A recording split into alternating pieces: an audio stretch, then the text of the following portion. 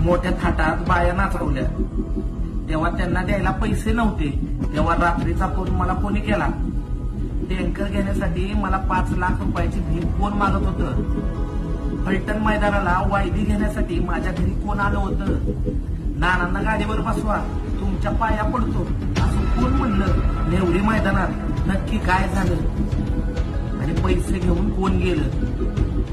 वाठार मैदानात गाडी का चुकली नाही, घेऊन पळून गेला काय. सुळेवाडी मैदानात पळकुट्या तू सोडून गेला, परत आला आणि मला ज्ञान शिकवतो काय. डावीचा बैल तासात जातो म्हणून मला व्हिडिओ कोणी डिलीट करायला लावला तरच तुम्हाला पायरा देतो असं कोण म्हटलं. तुमचा खरा बोलवता धनी कोण आहे.